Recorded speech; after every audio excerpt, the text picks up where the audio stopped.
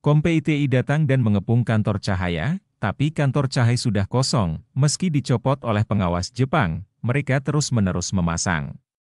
Pergulatan ini berlangsung untuk beberapa waktu hingga akhirnya para wartawan memutuskan untuk mencetak sejumlah pamflet. Pamflet ini kemudian menjadi salah satu sarana utama penyebaran berita proklamasi di Bandung. Kebimbangan yang mendera para pemimpin Cahaya membuat surat kabar yang terbit sore hari itu memutuskan tidak mengumumkan proklamasi kemerdekaan Indonesia dalam edisi 17 Agustus 1945. Dalam edisi tersebut hanya memuat sebuah editorial dan 2 artikel berita yang secara implisit mengulas kemerdekaan sebagai pemberian Jepang. Namun proklamasi yang dibacakan Soekarno tidak disebutkan sama sekali. Pada edisi 18 Agustus, Cahaya menayangkan berita dari Jakarta yang singkat, tapi dengan kepala berita yang besar. Barulah pada edisi 19 Agustus, untuk pertama kalinya Cahaya memunculkan berita yang meyakinkan, yakni halaman ekstra dengan cetakan huruf paling besar dan memuat konfirmasi tentang proklamasi dan teks pembukaan Undang-Undang Dasar. Sementara itu percetakan Siliwangi yang dipimpin Ili Sasmita berinisiatif mencetak naskah proklamasi dalam bentuk selebaran dengan huruf bertinta merah. Selebaran itu kemudian dibagi-bagikan kepada masyarakat. Adapun usaha penyadapan pembacaan naskah proklamasi pada 17 Agustus di Jakarta oleh Radio Hoshokyoku Bandung gagal dilakukan akibat ketatnya penjagaan dan diputusnya saluran telepon oleh tentara Jepang. Sore hari, kedua teknisi radio dari Jakarta, Sukyun dan Mislan, tiba di Bandung. Mereka mengabarkan bahwa Jepang telah menduduki studio sehingga tidak mungkin menerobos dan menyiarkan berita proklamasi. Namun, kegagalan tersebut tidak menyurutkan para pewarta radio untuk menyiarkan melalui udara. Para pemuda di Bandung lebih berhasil daripada rekan-rekan mereka di Jakarta dalam mengatur siaran radio.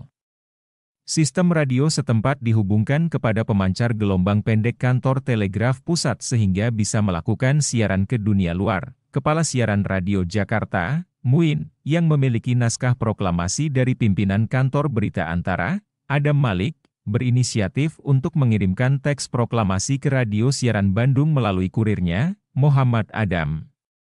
Pada saat yang bersamaan, 18 Agustus pagi, di Bandung, Sakti Alamsyah, Era Darya, dan Sem Kawengke, menghadap para pimpinan radio Hoshokyoku, yang didampingi sejumlah tentara Jepang. Dengan sopan ketiga pemuda ini meminta kepada pihak Jepang agar studio diserahkan kepada Indonesia. Saat berlangsung pembicaraan, tiba-tiba terdengar letusan senjata api. Ternyata salah seorang anggota pemuda radio menembak tentara Jepang yang berupaya menghalang-halangi. Peristiwa ini menciutkan hati Jepang. Mereka kemudian menyerahkan kunci-kunci dan peralatan penyiaran yang semula disita dan pergi meninggalkan studio. Pukul 17, teks proklamasi diterima oleh Hera Darja sebagai pimpinan siaran Radio Bandung.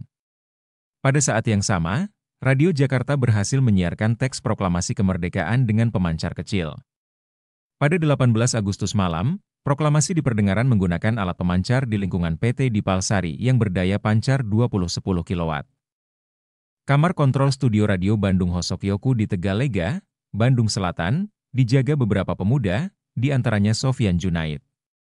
Di ruang operator duduk Sakti Alamsyah, di bagian teknik Atsa Era Darya, Syam Amir, Oda Sumadilaga, Herman Ganda Sasmita, TM Moh Saman, Aiyat, Mehmet Sudiono, Broto Kusumo, Sukseksi dan Abdul Razak Rasjid.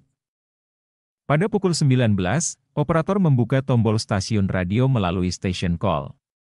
Berkumandanglah lagu Indonesia Raya. Suara berat Sakti Alamsyah pun mengangkasa, dimulai dengan kalimat, "Di sini Bandung, siaran Radio Republik Indonesia." Di sela-sela siaran terdengar lagu tradisional Sunda, Degung Ladrak dan Lengser. Sakti membacakan naskah proklamasi. 92 selanjutnya, pembacaan teks proklamasi melalui udara pun pada pukul 20 dan pukul 21.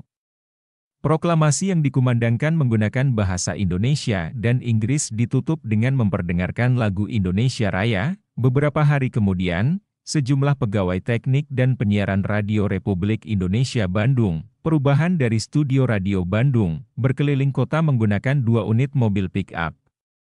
Mereka menyebarkan proklamasi ke daerah-daerah di sekitar Bandung. seperti Dayakolot, Banjaran, Soreang, Majalaya, Ciparai, Rancaekek, Ujung Berung, Lembang, Padalarang, dan Cimahi, para pemuda Bandung, yang baru pulang dari Jakarta pada 17 Agustus malam, langsung menyebarluaskan berita kemerdekaan kepada rekan-rekannya.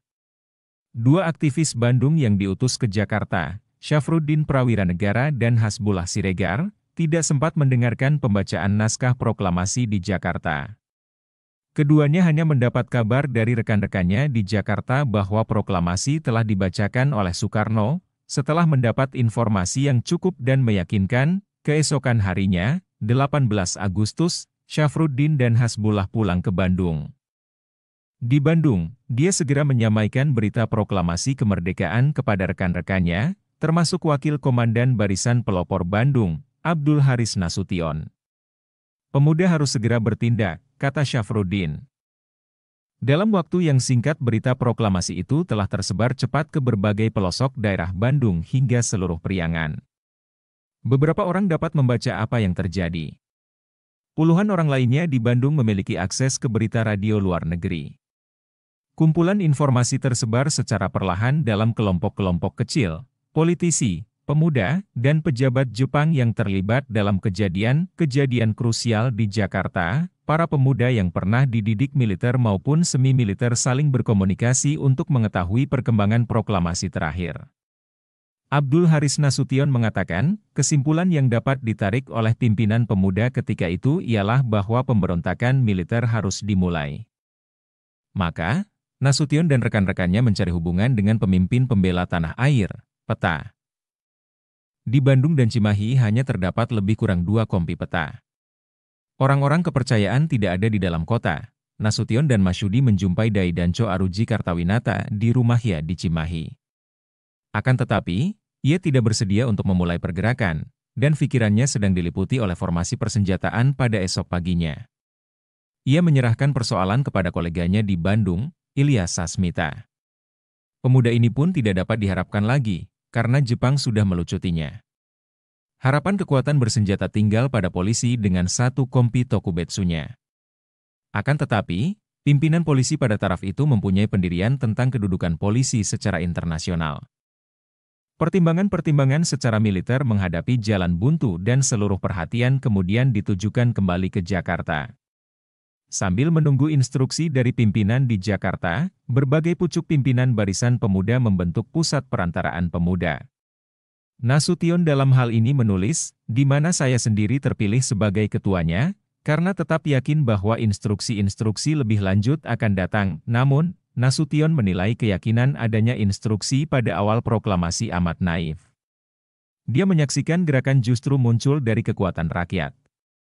Meskipun masih takut kepada tentara Jepang dan polisi, rakyat desa berani berdemonstrasi, para pelajar mengadakan aksi merah putih, tentara Jepang dilucuti.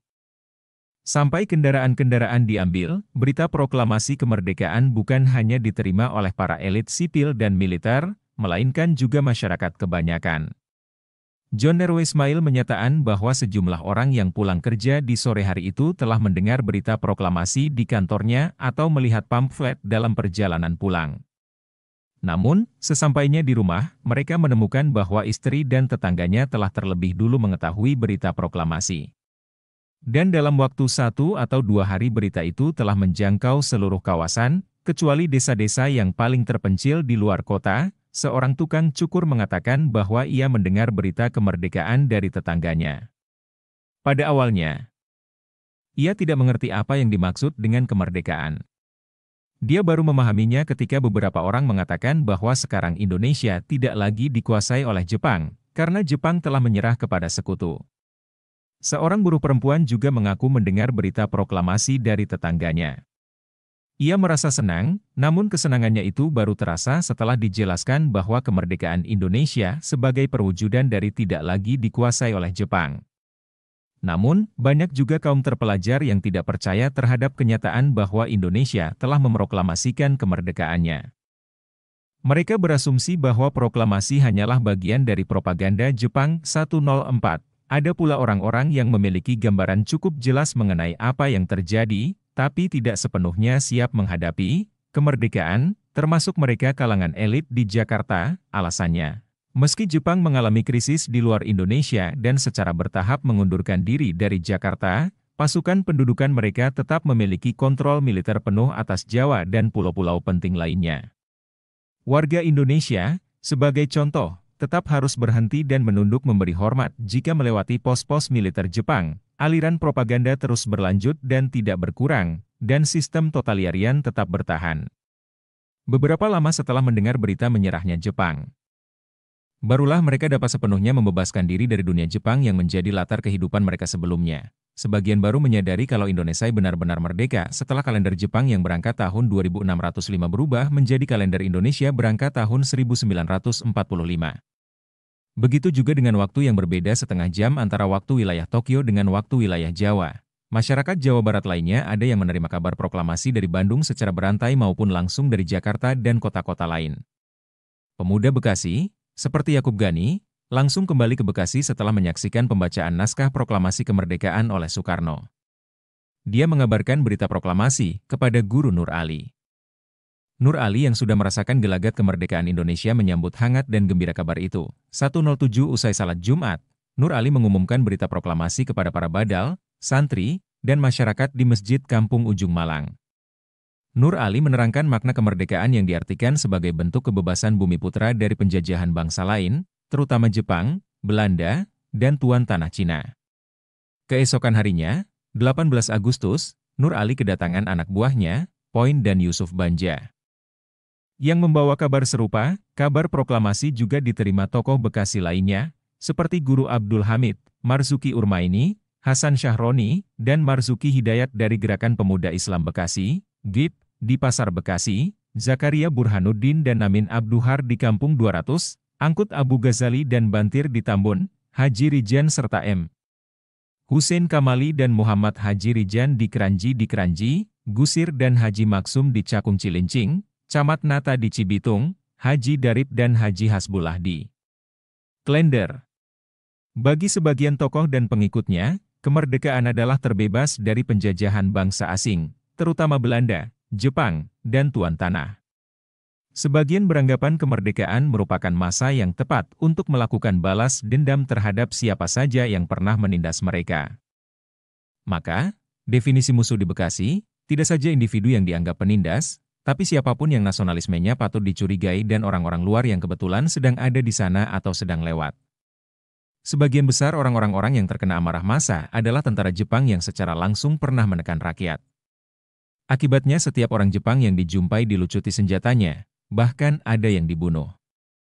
Pemuda Bekasi melakukan pengambil alihan kekuasaan dan senjata Jepang pada 22 Agustus 1945. Setelah melucuri senjata tuan tanah Teluk Pucung, Insinyur Tan, massa rakyat menahan 9 unit truk Jepang.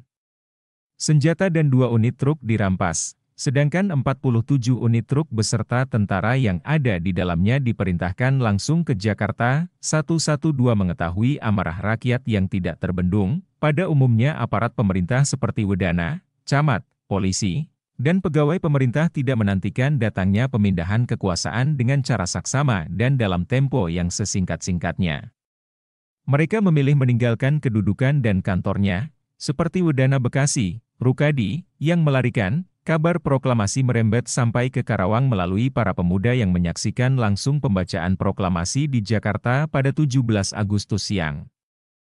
Tokoh pemuda Karawang, seperti Muhammad Qasim, lantas mengumumkan proklamasi kepada penduduk Kampung Babakan Cianjur, Karawang. Qasim berpesan kepada masyarakat agar siap siaga untuk menjaga kemungkinan terburuk, terutama bila ada reaksi balik dari tentara Jepang. Berita proklamasi tiba di Bogor pada 17 Agustus 1945 siang, disampaikan dari mulut ke mulut dan melalui radio yang umumnya diletakkan di tempat-tempat strategis. Radio ini digunakan untuk senam pagi, Taiso. Berita proklamasi juga tiba di Desa Pasarean, Cibumbulang, Bogor, melalui radio milik Haji Muhammad Arif yang ditaruh di Rumah Soleh Iskandar. 116 kemerdekaan yang sudah lama dinantikan rakyat Bogor disambut gembira. Sekaligus menimbulkan kebingungan, siapakah pemerintah sekarang? Rakyat hanya mengetahui bahwa Indonesia sudah merdeka. Presiden dan Wakil Presiden Soekarno-Hatta dilantik PPKI pada 18 Agustus 1945. Namun siapa yang berwenang menangani kantor-kantor pemerintah di daerah? Apakah aparat pemerintah yang ditunjuk Jepang, seperti kepala desa, asisten udana? Apakah mereka perlu ditaati atau langsung diganti sesuai pilihan rakyat? Indonesia pun memasuki masa kekosongan kekuasaan, vacuum of power pemerintah lama, Jepang, telah runtuh, sementara pemerintahan baru, RI, masih sangat lemah. Proklamasi juga ditafsirkan berbeda-beda. Ada yang menafsirkan rakyat harus segera mendukung pemerintah, tetapi ada yang menafsirkan boleh bertindak bebas merdeka. Perkembangan pun berbeda-beda. Ada wilayah yang relatif aman, namun tidak sedikit yang dilanda kekacauan, kekerasan, penjarahan, bahkan pembunuhan massal, karena tidak ada kekuatan yang mampu mengatur pemerintahan. Sebelum membentuk pemerintahan, para pemuda Bogor merebut kekuasaan dari tangan Jepang pada 19 Agustus. Ketika itu para pemuda yang dipimpin R.I. Jok Muhammad Siroj meminta pemerintah pendudukan Jepang menyerahkan gedung Bogor Shuchokan, Keresidenan, dan mengibarkan bendera merah putih untuk menggantikan bendera Jepang. Hinomaru. Permintaan itu diluluskan Jepang. Keesokan harinya, 20 Agustus 1945, bendera merah putih dikibarkan dan gedung Shuchokan diduduki. Di hari yang sama, para pemuda pejuang dan pemimpin rakyat mengadakan rapat untuk menyusun pemerintahan. Hasilnya, mereka sepakat menunjuk pemerintahan baru dengan R.I. Jok M. Siroj sebagai Residen Bogor, R.A. Surjanegara sebagai Bupati Bogor, R. Odang menjadi Wali Kota Bogor, dan R. Soekardi sebagai Bupati Sukabumi dan Cianjur. Juga ditunjuk sebagai Kepala Kepolisian Kabupaten Bogor adalah Enoch Danubrata dan Hartono sebagai Kepala Kepolisian Kota Bogor. Di Cirebon, anggota peta di Arjawinangun, Nasuha, memperoleh berita proklamasi dari siaran radio di kantor Kewedanaan Arjawinangun pada 17 Agustus. 120 Nasuha lantas menyampaikan kabar proklamasi melalui sambungan telepon kepada aparat pemerintah dan teman-temannya di sejumlah kecamatan di Kewedanaan Arjawinangun. Dari kecamatan-kecamatan berita itu disebarkan ke seluruh pelosok desa dan kampung oleh para opas kecamatan, bersama dengan itu. Mukdas, pemuda Cirebon yang sejak 16 Agustus malam telah mendengar kabar tentang proklamasi kemerdekaan Indonesia pada 17 Agustus, telah mengumpulkan rekan-rekannya di alun-alun Cirebon. Mereka mendengarkan berita proklamasi dari Jakarta. Malam harinya mereka meminta para pemuda setempat menyebarluaskan berita proklamasi. Keesokan harinya, masyarakat Arjawinangun mengibarkan bendera merah putih. Rakyat Garut pimpinan Ajengan Yusuf Tajiri, yang juga telah mendengar kabar tentang proklamasi kemerdekaan sejak 16 Agustus, menyambut gembira ketika mendengar berita proklamasi secara resmi melalui radio pada 17 Agustus. Mereka menyambutnya dengan mengibarkan bendera merah putih, dan beberapa orang memasang lencana merah putih di bajunya. Proklamasi kemerdekaan didengar para aktivis pergerakan di Sukabumi, terutama yang sering berkumpul di Jalan Cikirai 10B, pada 17 Agustus sore. Keesokan harinya, 18 Agustus 1945, para tokoh pejuang Sukabumi mengutus Edeng Abdullah dan Jakaria untuk menemui Maruto Nitimiharjo di Jakarta. Mereka meminta petunjuk kepada Maruto tentang langkah-langkah yang harus dilakukan di daerah pasca proklamasi. Maruto memberi pengarahan agar para pejuang Sukabumi mengambil alih pemerintahan daerah dari tangan Jepang. Mendapat sinyal positif, mereka berencana merebut pemerintahan dari tangan Jepang setelah Hari Raya Idul Fitri. Pada 20 Agustus 1945 para tokoh Sukabumi lainnya mengadakan rapat yang lebih luas di Asrama Nagako, Sekolah Pertanian. Yakni Dr. Abu Hanifah, Suradiraja, Emer Samsudin, Gatot Mangkupraja, Suryana, A. Gani, Setia Atmaja, Sasmita, Iskandar, Sukatma, dan M. Barnas. Mereka menyusun rencana untuk merebut kekuasaan dari tangan Jepang, seperti yang direncanakan kelompok Cikuray 10B. Dalam tempo 4 hari setelah proklamasi, pada 21 Agustus, mereka bersama para tokoh peta yang pernah dilucuti oleh tentara Jepang, bergerak mengambil alih gedung Pertemuan Umum Sukabumi dan bertekad merebut kekuasaan. Kabupaten Tangerang, Marto Sugriwo dan Abdel Hanan. Berita tersebut diterima melalui Emer Datuk Jamin dan Emer Sumanang, utusan dari Asrama Menteng 31 Jakarta. Mereka datang ke kantor Ken Hokokai Tangerang dengan membawa sejumlah poster dan selebaran yang berisi teks proklamasi. Kedua utusan itu juga membicarakan langkah-langkah yang harus diambil dalam masa pemindahan kekuasaan dari tangan Jepang kepada Republik Indonesia, Kebetulan saat itu Marto Sugriwo dan Abdel Hanan sedang lembur untuk menyelesaikan tugas di kantor. Langkah yang diambil oleh kedua pegawai Kabupaten Tangerang itu adalah segera menghubungi para pegawai lainnya. Para pegawai kabupaten kemudian segera mengadakan pembagian tugas. Marto Sugriwo mengatur upacara sumpah setia dari pegawai Kabupaten Tangerang dengan mengambil tempat di ruangan belakang kabupaten, sedangkan Muhammad Tobiai dan anggota Swisintai bertugas menurunkan bendera Jepang, Hinomaru, dan menggantikannya dengan bendera merah putih. Setelah upacara selesai, para pegawai Kabupaten Tangerang segera menempeli kantor jawatan dengan pernyataan sebagai milik Republik Indonesia. Hal yang sama juga dilakukan pada badan-badan Jepang seperti kantor urusan pembagian makanan yang belum sempat dibubarkan oleh Jepang dialihkan menjadi milik Republik Indonesia. Rakyat Jawa Barat di Kabupaten Serang juga mendengar berita proklamasi dari mulut ke mulut. Kemudian mereka menyambutnya dengan rasa gembira dan pengibarkan bendera merah putih. Sumber buku sejarah berita proklamasi kemerdekaan Indonesia. Penerbit Direktorat Sejarah dan Nilai Budaya Direktorat Jenderal Kebudayaan Kementerian Pendidikan dan Kebudayaan 2015.